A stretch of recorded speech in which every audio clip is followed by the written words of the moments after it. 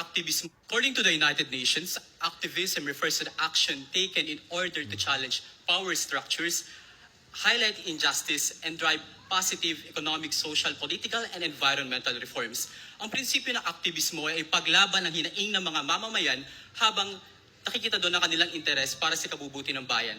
Dahil nga aktivismo ay nagpapakita ng pakialam sa bayan, pasabi natin na ang aktivismo ay pagmamahal sa bayan. You know what? That's the purest form of what activism means. Diba? Ang ganda para sa bayan, positive economic growth, para sa injustice, so on and so forth. Pero bakit pag sa Pilipinas mo in-apply ang ganyang salita, lumalabas kagad yung pangunahing terroristic group na CPP, NPA, NDF? Ito yung rason. Hindi lahat ng aktivismo ang unang layunin ay pagmamahal sa bayan. Boom! Sabi mo nga ang aktivismo ay isang paraan, o kaya ito ay isang instrumento. Ngunit hindi ito sukatan ng motibo. Boom! Kung gayon ay hindi automatikong may aktivismo ay dapat palaging pagmamahal sa bayan. Kundi may mga ibang layunin na nagpapalawig patungkol sa kanilang sariling ideolohiya, o kaya mga pampolitikal na organisasyon, o kaya mga sarili nilang aims na para sa kanila lamang at hindi para sa common good. Boom! Thus, hindi pangmasa at hindi para sa lahat. At ang aktivismo ay, ang pagmamahal sa bayan ay isa sa mga dahilan ng aktivismo, ngunit hindi ito ang naging isang tanging dahilan. Jobs for the win! Ang ganda nung sinabi niya. Marami sa mga grupo na nagkiklaim ng aktivismo na yan is actually a group under the CPP, NPA, NDF. Kaya nila tinatago yung sarili nila dyan sa aktivismo na yan because tingnan nyo naman yung meaning. Ang ganda.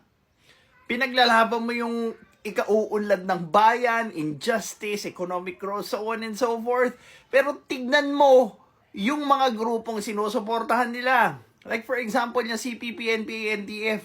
How can you say that they are for economic growth kung yung grupo na NPA nanununog ng heavy equipments na gumagawa ng daan sa probinsya?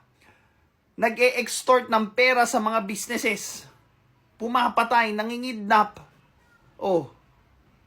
I think he is referring to what we call propaganda. And propaganda is a complete different concept or completely kakaiba siya sa aktivismo. Kasi kapag propaganda na yung ginagawa mo, doon na papasok yung pinaglalaban mo yung sarili mong interes. And also, we are not defending the perfection of a specific person or a specific group.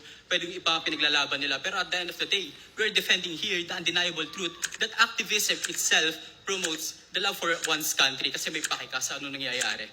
Yun na nga yung problema.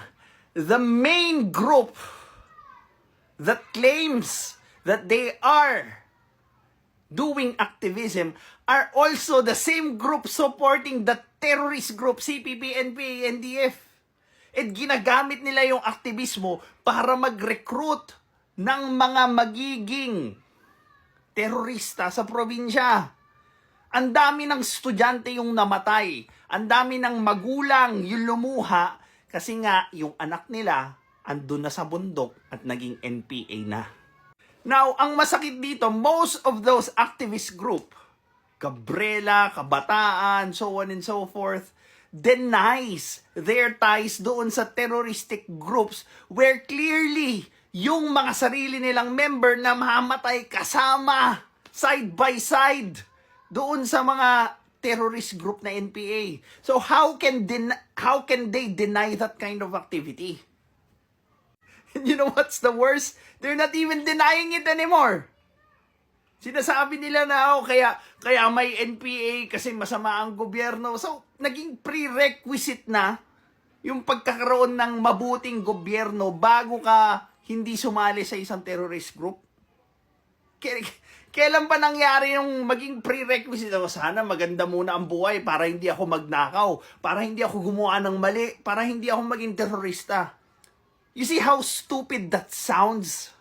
The love of country ay hindi lamang enclosed sa mga ganoong paraan na nag-iisang dahilan.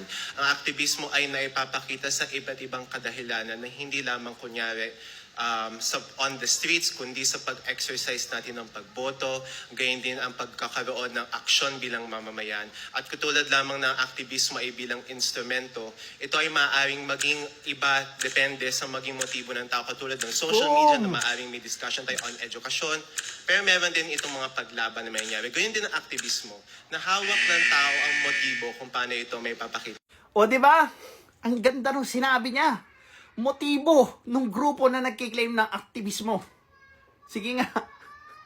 Anong klaseng motibo ang meron sila na kung saan sinusuportahan nila yung isang terroristic group na gustong pabagsakin yung gobyerno? Part 2! Comment kayo ng part 2 sa comment section para i-discuss yun next.